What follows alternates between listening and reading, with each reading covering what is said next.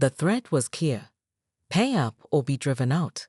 Rather than capitulating, Marcus decided to fight back. He took a 2-week meditation retreat vacation and transformed his guest bedroom into an investigation headquarters. Corkboards lined the walls as he connected financial documents, property records, and HOA bylaws with red string and pushpins, like a detective in a crime thriller. Walter's attorney, Elijah Washington, a sharp-eyed man in his 70s who still used fountain pens and legal pads, proved to be a crucial ally. "Your Uncle Walter was a chess player," Elijah explained, spreading ancient-looking deeds across Marcus's dining table. "He never made a move without thinking 5 steps ahead." Together they uncovered a startling reality. Oak Ridge Commons wasn't just a community, it was a masterfully constructed legal entity. The HOA collected over $4 million annually in fees, allegedly for maintenance and improvements. Yet the financial reports showed questionable expenditures. Private jet charters listed as transportation costs, spa retreats categorized as board training, and suspiciously high consulting fees paid to companies owned by board members' relatives. But the true revelation came when they found Walter's private ledgers. Oak Ridge Commons consisted of 200 luxury units, but the property itself, all 120 acres including the lake, clubhouse, and adjacent golf course, had never been subdivided. Walter had created a phantom HOA, a management structure with no legal authority beyond what he granted it. "Do you understand what this means?" Elijah asked, eyes twinkling. "They've been playing house. The board, the committees, the enforcement. It's all theater. You don't own Unit 42, Marcus. You own the entire kingdom." To confirm their discovery, they hired a forensic accountant who traced decades of financial transactions, revealing that the HOA's bank accounts were technically subsidiaries of Walter's estate, now Marcus's property. As they dug deeper, they discovered something even more disturbing.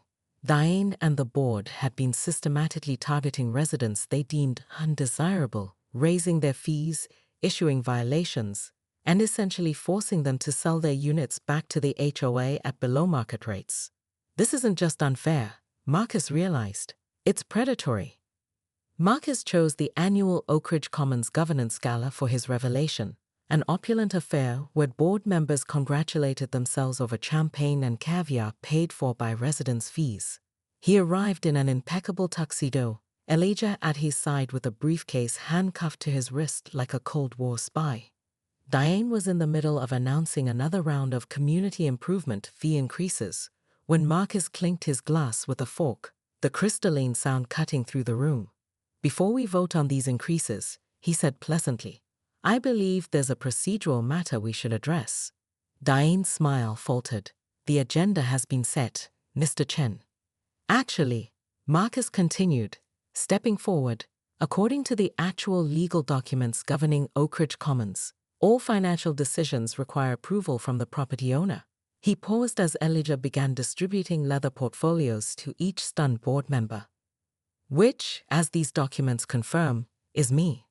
The portfolios contained irrefutable evidence: property deeds, corporate filings, bank records, and a detailed forensic accounting report highlighting years of financial improprieties.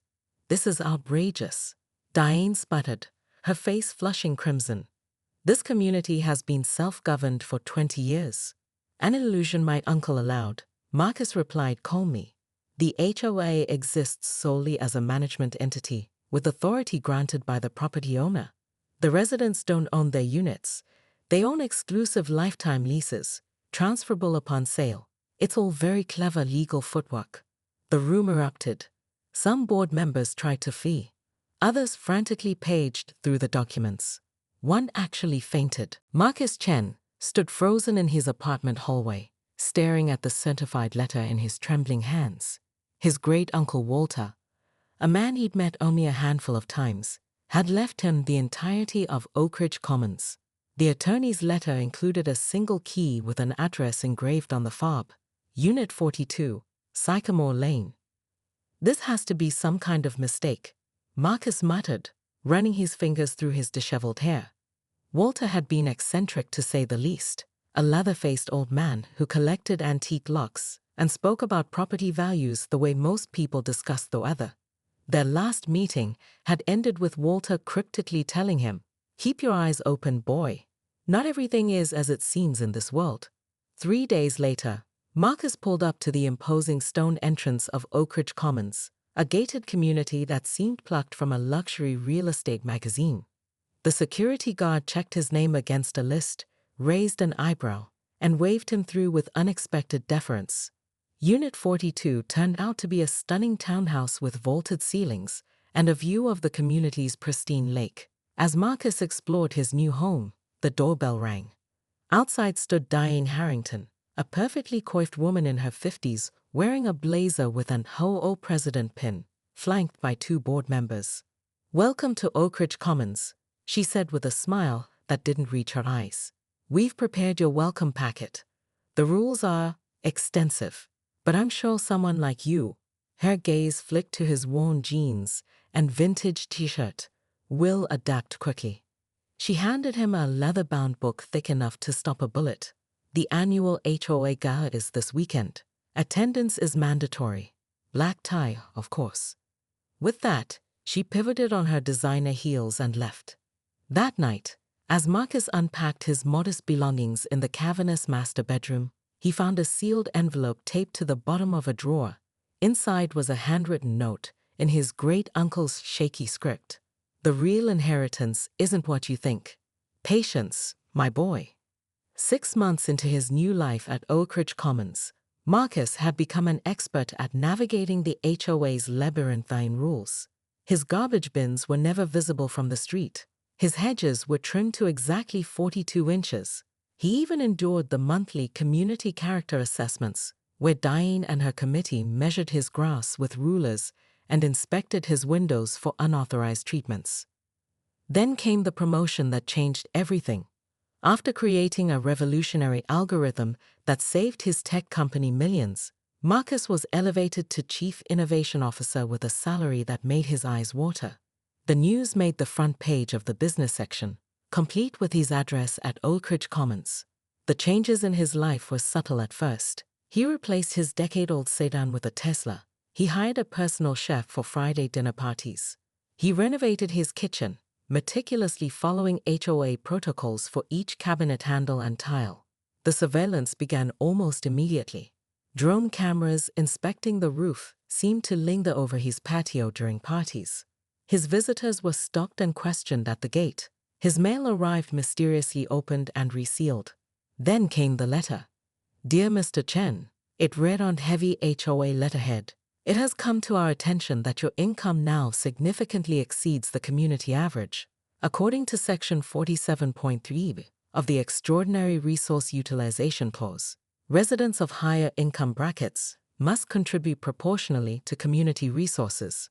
Effective immediately, your monthly HOA fees will increase by 40%, bringing your contribution to $3,780 per month." When Marcus called to protest, Diane's voice dripped with condescension. "We've been watching you, Mr. Chen. Designer clothes, expensive cars, frequent visitors. All of these place additional stress on our infrastructure." "That's ridiculous," Marcus argued. "I follow every rule." "Perhaps," Diane replied, "but rules are subject to interpretation. If you find our community standards too restrictive, there are plenty of less exclusive neighborhoods that might better suit your lifestyle." Diane lunged for Marcus, jabbing a finger at his chest. "You can't do this. We have contracts. Rights." "What you have," Marcus replied, gently removing her finger from his lapel, "is a long history of selective enforcement and financial mismanagement that I've documented thoroughly. But don't worry, I'm not pressing charges." He smiled. "Yet."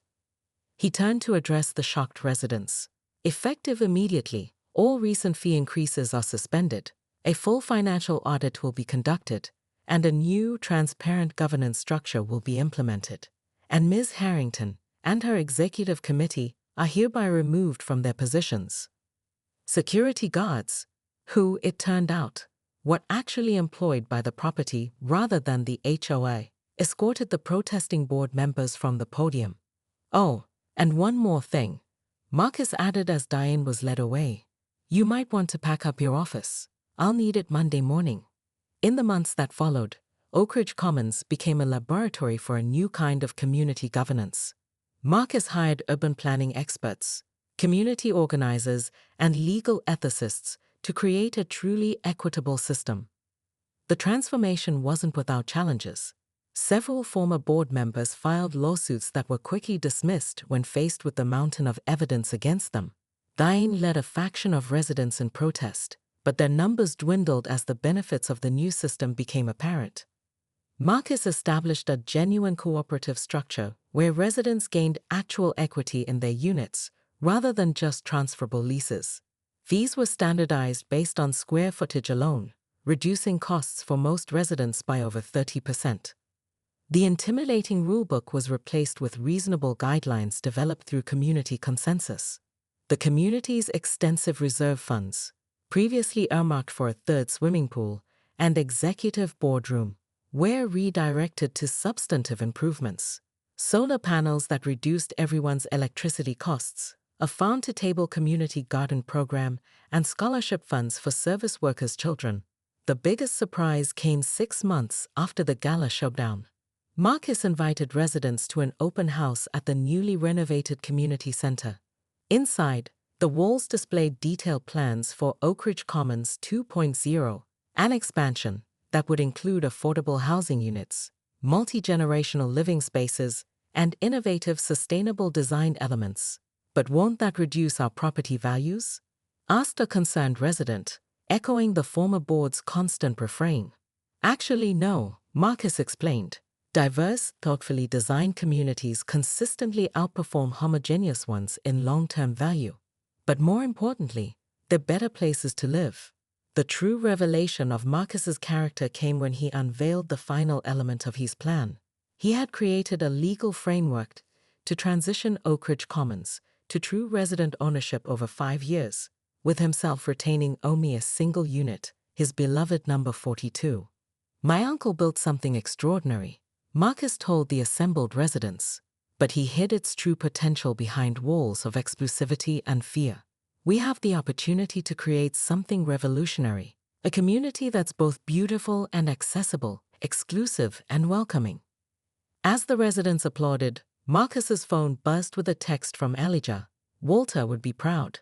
In a frame on Marcus's wall hung his great-uncle's cryptic note, now joined by a new line Marcus had added below it.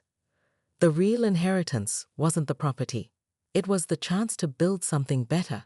Meanwhile, 3 miles away, Diane Harrington sat in her new luxury condo, seething as she read the glowing newspaper profile of Oak Ridge Commons transformation. When her doorbell rang, she opened it to find a courier with a certified letter. Her new community's HOA was raising her fees by 40% due to excess resource utilization. The universe, it seemed, had a sense of humor after all.